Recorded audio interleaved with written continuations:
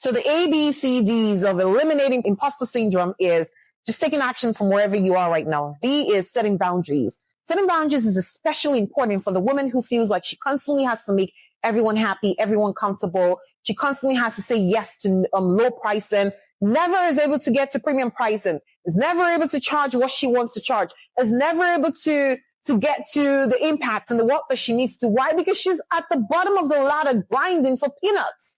But people who are not as good as her, who are not as passionate as she is, who are not as amazing of a service provider as she is, her competitors all around the world are charging 10 times what she's charging because they know something that she does not know. And this is why I'm here today.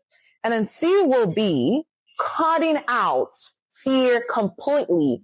Fear of success, fear of failure, fear of making it too big that you cannot control it, fear of things not working exactly as it should. I want you to understand and reframe that fear is part of the process. Fear is part of what needs to happen in getting from point A to point B, getting from the version 1.0 we talked about in previous series to getting to version 2.0, right? That's what this is all about. How do we get you from point A to point B? And then D will be, what do you think D should be?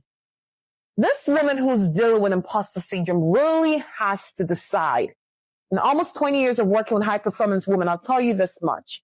Decision making is a key ingredient with getting from even 6 figures to 7 figures. You literally have to wake up and you decide that you're done with it. You're done with letting it stop you because it's not going to stop because you said you were done with it. You'll still get the results that you need. You still go ahead and get the profit, get the impact, but you really need to come to the point where you make a decision.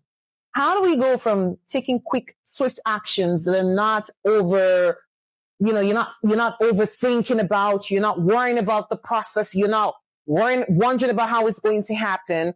How do you set those boundaries so you don't become a doormat and someone comes to meet you for service and you say yes to $1,000? They say, no, that's too expensive. They go next door and they pay 10 times as much to the same professional who's not even as brilliant as you. It hurts. I know. It sucks. That's why we're here.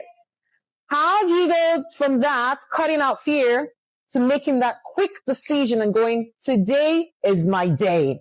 This is why I'm here. I want you to get unstuck today.